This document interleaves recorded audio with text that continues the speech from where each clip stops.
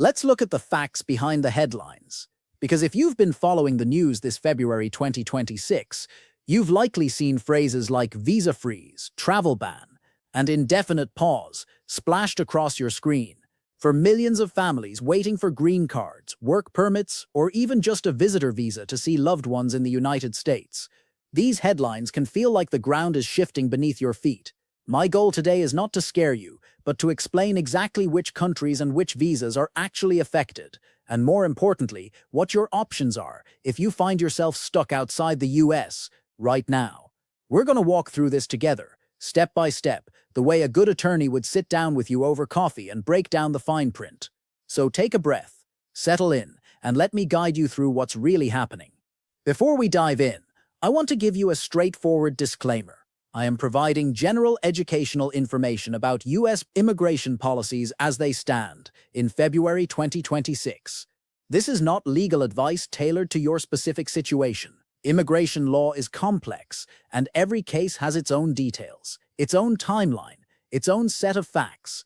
If you are directly affected by any of the policies we discuss today, I strongly encourage you to consult with a licensed immigration attorney who can review your documents and give you personalized guidance.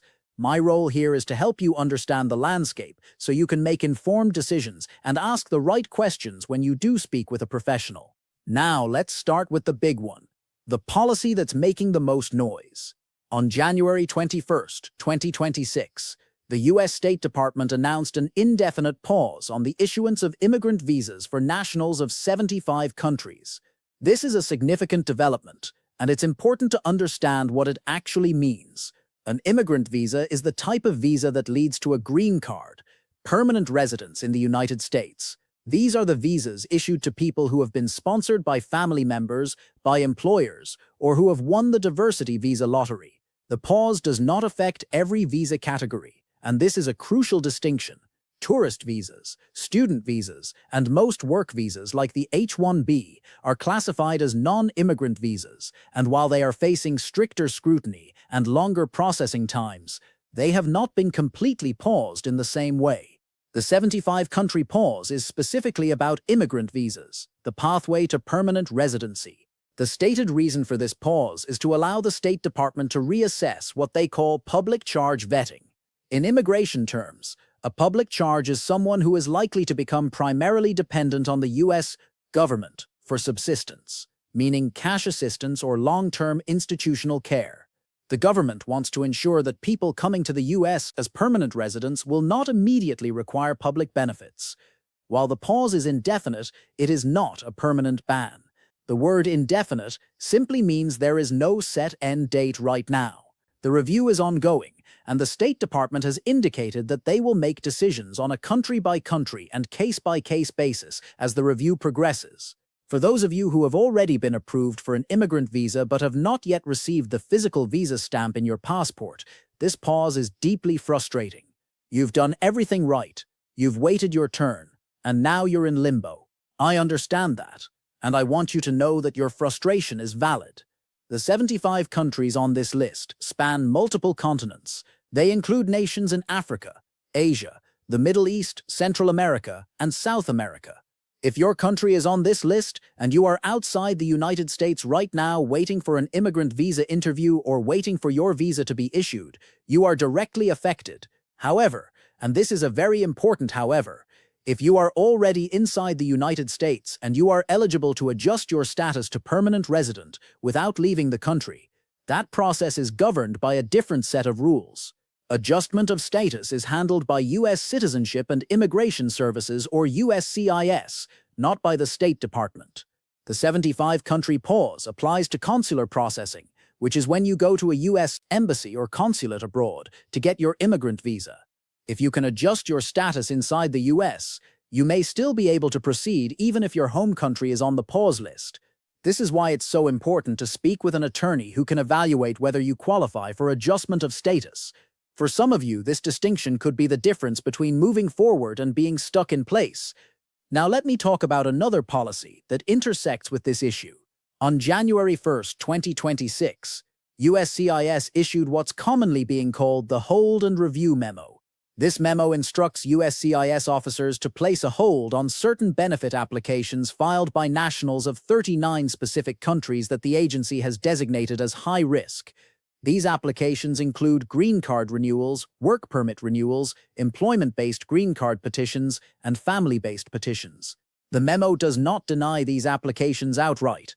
Instead, it requires additional vetting and security checks, which means longer processing times and, in some cases, requests for additional evidence. If you are inside the United States and your application has been pending since early January or late December 2025, and you haven't heard anything, this memo may be the reason. The 39-country list overlaps significantly with the 75-country immigrant visa pause, but they are not identical. Some countries appear on one list, but not the other. The hold and review memo is causing delays, but it is not a denial. It's a procedural slowdown, and while that's difficult to endure, especially if your work authorization is about to expire, it's important to understand that your case is still in the system. Let me also address the new vetting procedures that are affecting non-immigrant visas. Even though the 75-country pause is focused on immigrant visas, consular posts around the world have begun implementing what they call online presence review for all visa applicants. This means that consular officers are now routinely checking social media accounts, public posts, and online activity as part of the visa interview process. H-1B applicants, F-1 students, and even B-1, B-2 tourist visa applicants are being asked to provide usernames for their social media platforms. Some consulates have begun rescheduling appointments from February and March into late spring 2026 because they need more time to conduct these reviews. If you have a visa appointment coming up, prepare for the possibility that it may be delayed. Make sure that your online presence is consistent with the purpose of your visa. If you're applying for a tourist visa, your social media should not suggest that you plan to work or immigrate. If you're applying for a student visa, your posts should reflect genuine educational intent. This level of scrutiny feels invasive, and I understand that, but it is the current reality. The best way to navigate it is to be honest, consistent, and prepared.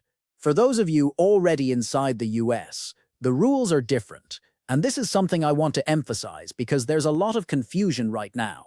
If you are in the United States on a valid visa or status, and you are eligible to extend that status or adjust to a green card without leaving the country, you are not subject to the consular processing pause. Your case will be handled by USCIS, not by an embassy abroad. However, if you leave the US and need to re-enter, you will need to obtain a visa from a consulate, and that's where you could run into the new vetting delays, or, if you're from one of the 75 countries, the immigrant visa pause. This is why many attorneys are advising clients not to travel internationally right now unless absolutely necessary. If you have advance parole or a valid visa that allows re-entry, that's one thing. But if you would need to apply for a new visa abroad, think very carefully before you leave. The risk is that you could be stuck outside the US for months or longer, while policies are being reviewed. I also need to mention Temporary Protected Status, or TPS, because several countries have seen their TPS designations terminated in recent weeks. Ethiopia's TPS ended on February 13, 2026, and Somalia's will end on March 17, 2026. There have also been court rulings affecting TPS for Honduras, Nepal, and Nicaragua. If you are currently in the United States under TPS from one of these countries, you need to explore your options immediately. Some TPS holders may be eligible to adjust status if they have a pending family petition or employment petition. Others may need to apply for asylum or another form of relief. If your TPS is ending and you do not have another pathway to legal status, you could be placed in removal proceedings. Do not wait until the termination date to seek help. Talk to an attorney now, while you still have valid status, because your options are much better when you're acting proactively rather than reactively. So what do you do if you are stuck outside the United States right now? First, stay informed. Monitor the State Department's website and the website of the U.S. Embassy or consulate where your case is being processed. Some consulates are providing updates on a country-by-country basis. Second, document everything. Keep copies of all your approval notices, all your correspondence with the National Visa Center or the consulate, and all your financial and family evidence. If and when the pause lifts, or if your case moves forward under a case-by-case exception, You want to be ready. Third, consider whether you have any basis for urgent humanitarian parole or an expedite request. If you have a medical emergency, a close family member in critical condition in the US, or some other extraordinary circumstance, you may be able to request expedited processing. These requests are rarely granted, but in truly urgent situations, they are worth exploring. Fourth, maintain your ties to your home country. If you are unemployed and simply waiting, consider finding work or education opportunities where you are. The longer you wait, the more important it becomes to show that you are stable and self-sufficient. Finally, do not give up hope. Immigration is a long game, and policy changes sometimes quickly. What feels indefinite today may shift in 6 months or a year. Let me be very clear about something. The current pause is a review period, not the end of the road. The U.S. immigration system has weathered many storms over the decades. Policies change with administrations, with court rulings, with shifts in public opinion and international relations. What we are seeing in February 2026 is a chapter, not the final page. For those of you who have invested years, sometimes decades, into the process of coming to the United States legally, I know this feels like a betrayal. You followed the rules, you paid the fees, you waited your turn, and now the rules are changing midstream. That anger and frustration is completely understandable, but I want you to channel that emotion into action. Stay informed, stay organized, and stay connected to people who can help you. Join online communities of people from your country who are going through the same thing.